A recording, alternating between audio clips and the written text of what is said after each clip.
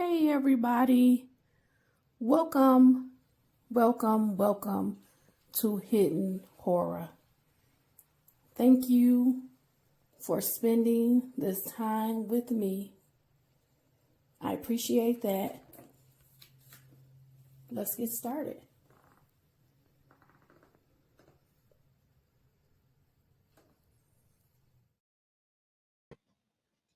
Hey everybody, welcome to Hidden Horror. How are you doing today? How was your holiday? How was your Christmas? Did you get a lot of gifts? Did you eat some food? I'm here today. I want to talk a little bit about Ethan Crumbley. If you can recall, Ethan Crumbley was a student at Oxford High School in the state of Michigan, and he is on video committing a mass shooting. He used a weapon that his parents purchased him as an early Christmas gift, and in November of 2021, he committed this mass shooting. Several people were injured, and four of his peers, they were tragically killed. I want to focus on how people have regret. I really feel like at the age of 15, when Ethan was in school, in his parents' home, going through regular teenage situations, right? In high school, maybe having a hard time, maybe feeling alone. Instead of talking to his parents and getting the help that he needed, he did not receive the help that he needed, that he asked for, and that he clearly needed after many situations, the drawings, being left alone quite a bit, him asking allegedly for his parents to get him some help. He has regret now. He committed this terrible mass shooting. He had a lot of anger, a lot of rage. You could see it in his drawings. You can read it in his writings. And he did this thing. He did this mass shooting. And now, as we fast forward from 2021, we're going into 2025. He's 18 years old. He'll be 19 in April of 2025. He's technically an adult now, and he's been sentenced to life. He doesn't have the ability to parole. We have 4 deaths. We have Justin Shilling, we have Tate Myre, we have Hana St. Juliana, and we're missing one more baby. I can't think of the last student right now. We're missing one. Well, we're not going to focus on me missing the one student, their name. We're going to focus on the fact that Ethan is still alive. Ethan can talk on the phone. He can have visitors. He's going to be in prison from now onward. He may even receive clemency later, after some time. These 4 students, and it's really bugging me that I can't think of the last student's name, so let me just pull it up. Having brain fog, of course. So we have Justin, we have Tate, we have Hana. I can see her face right now. Let me see. This is going to bug me.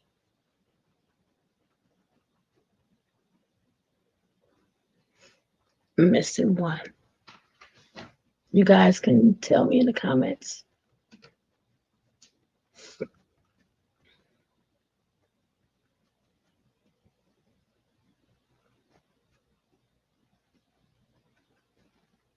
And these are just the 4 students that were killed. We also had others that were injured, including a teacher.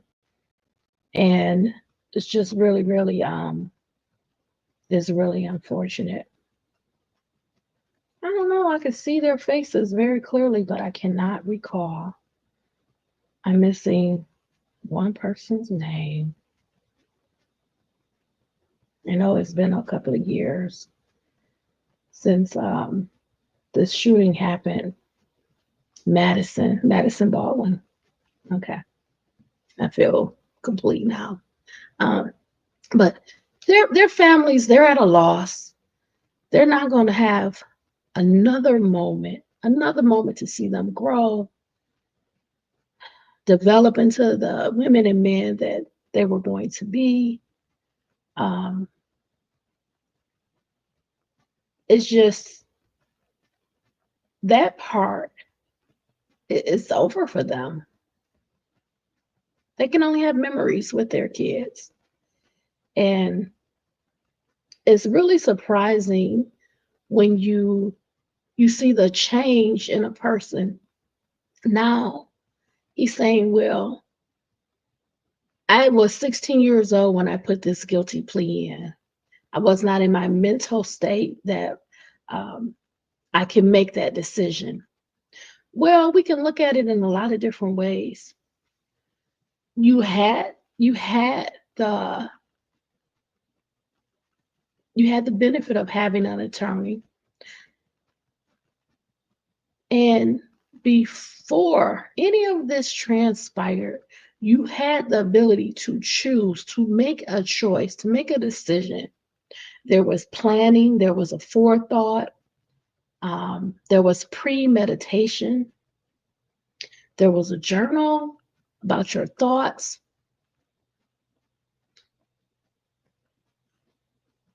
There was some things that came out about watching the violence on your phone, et cetera, et cetera. I can go on and on, but to say, I changed my mind now, how does that change any of the current circumstances? We have 4 deceased students. We have the injuries. We have the PTSD in this community. We have some of the students that went on to college and went to Michigan State where there was another mass shooting.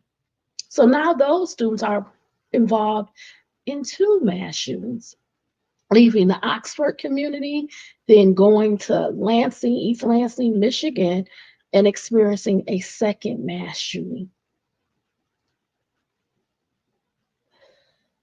You know, this has effects, this has an impact on the community, on the people, on the teachers, on the administrators, on the security staff. And when you say, I was not in a good place to make these decisions at the age of 16, you made, Mr. Crumbley, Ethan Crumbley, you made life altering decisions, not just for yourself, but you impacted really an entire community throughout. This has a ripple effect. You took the lives of students that didn't deserve it, that they did nothing but go to school. And they appear to be just amazing, amazing people. I heard nothing but wonderful things, read nothing but wonderful things from this community, from the parents. And it's really a tragedy when you have someone like an Ethan Crumbley, and when they take the lives of students that you can see a future for them, that they had goals, that they were involved, they were active, they were in their community, they were involved in sports, they played musical instruments. They were just good people. And now the reality is setting in, time has set in. It's been years now, 3 years. And you want to take it all back as if all of what happened legally, your prosecution, justice being served. You don't get to change your mind later. I felt you did the right thing. You pled guilty because you did it, because you were taking responsibility, you were holding yourself accountable, and you didn't make the families go through a full prosecution. You didn't make them have to testify and have witnesses and show those autopsy photos and all of that. And I thought that was the right thing to do. I think it really it helped to give some quicker closure, that you didn't drag the families through those brutal moments in court that they would have had to hear about, read about, or sit in the courtroom and observe. And now you want to take it back. You want to say, I want to take my guilty plea back. But nothing changes. These 4 students that's deceased, they don't come back. The students that have PTSD, anxiety, they walk around with fear. They're probably not even able to be in groups and settings. They can't go into rooms where doors are closed. They probably have all kind of problems now. That's unimaginable for you. You know, you hurt a lot of people. So let's get to the article. The article is shared on the Hidden Horror Facebook page. It's on WXYZ.com. It's titled, Judge Denies Oxford School Shooter's Bid to Withdraw Guilty Plea in 4 Deaths. It's dated December 8th.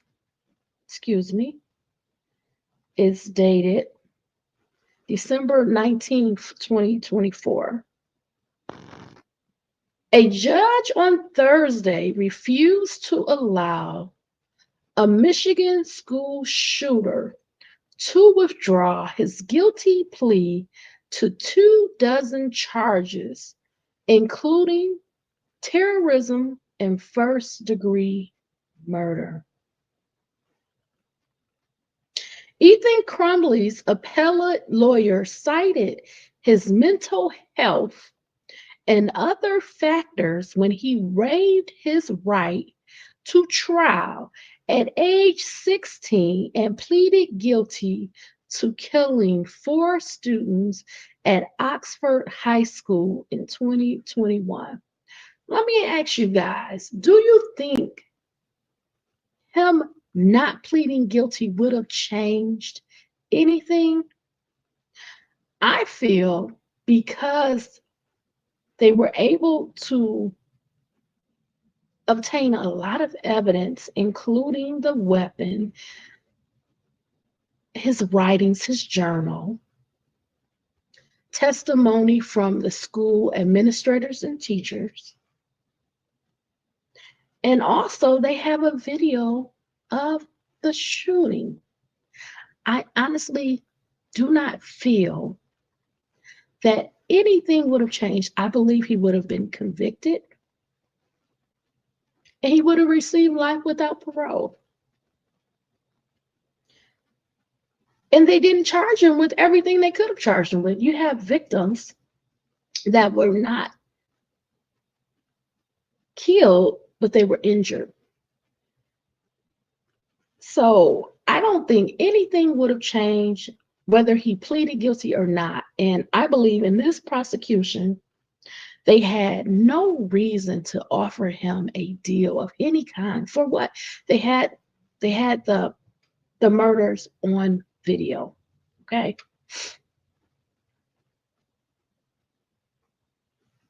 So Mr. Crumbley, he pleaded guilty to killing Madisyn Baldwin, Tate Myre, Justin Shilling, and Hana St. Juliana. I'm going to say their names. I'm going to keep their names, okay, at the forefront because they are who Justice belongs to them and their families.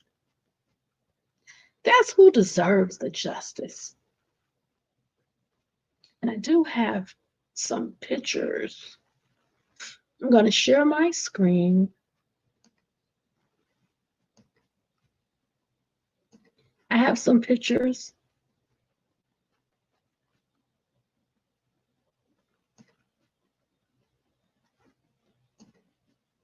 Gotta make this larger. Okay. So let's continue on. But Oakland County Judge Kwame Rowe said Crumbley's guilty plea was knowingly, voluntarily, and accurately given. Knowingly, voluntarily, and accurately given. The judge also said he would not set aside Crumbley's life prison sentence. These are the right decisions under the law, and they allow us to continue doing the most important things, focusing on the victims and their families, and on preventing future shootings, said prosecutor Karen McDonald. I agree. I agree.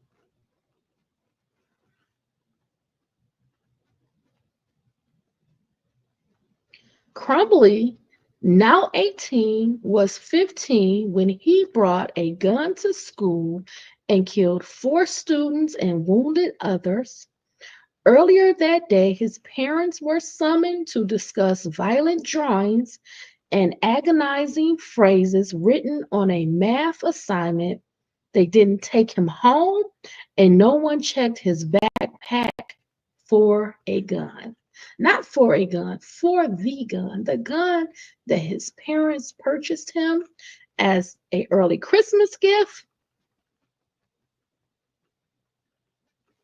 And those violent drawings, they said, the thoughts won't stop. Help me. Help me. James and Jennifer Crumbley, those are Ethan Crumbley's parents, they both are serving a 10-year prison term for involuntary manslaughter. They were accused of making a gun accessible at home and ignoring their son's mental health. They were the first U.S. parents to be convicted in a school shooting committed by their child. So I do want to say this. I'm going to do in a separate video. Mom, Jennifer Crumbley, she has now asked to be released from prison. She hasn't been serving her time from her conviction back in, I believe it was about April. She hasn't been serving that time. Well, she was already arrested and been in prison, but the 10 years since her conviction earlier in the year. So she wants to be released. So I'm going to do a separate video so I can title it different. So you can see her thoughts and why she feels she should be released, that she should have never been charged and never convicted. However, if you follow the mass shooting since the beginning, or the prosecution of Ethan, and then both his parents, dad first, James Crumbley, Jennifer Crumbley first, then James Crumbley, you will see and hear about all of the things and the happenings that was going on at the time in their lives, how it appeared that Ethan was really disturbed. He had problems. He was having issues in school. He didn't have any friends. He was pretty much a loner. He did do the drawings. He did have the journal. His thoughts were written out, and he decided to do the mass shooting. And he lived at home with both his parents, and they purchased him the gun that he desired, and he used that gun and he did the mass shooting. So I'm going to do a separate video for that. But I just want to thank you for spending this time with me. I want to ask you, do you think the end result, the verdict, if he had went to trial in front of either Judge Kwame Rowe or a jury, would it have been different? Would he have not received life without the chance of parole? Because I don't think anything would be different. He's on video committing the mass shooting, and nothing's going to change that. And nothing's going to bring back any of these people, what happened to them.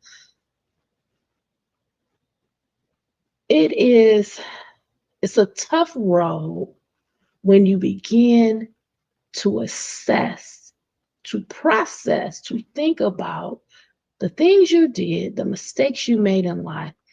This one, unfortunately, you cannot change, you cannot come back from. And that is the sad reality. Ethan has many, many years to think, to process what he did. The 4 students that were killed, they don't have another day. Okay. Thank you for spending this time with me. I really, really appreciate it. I want you to stay safe, stay smart, stay savvy, be well, all my friends. I will see you soon in another video. Bye, everybody.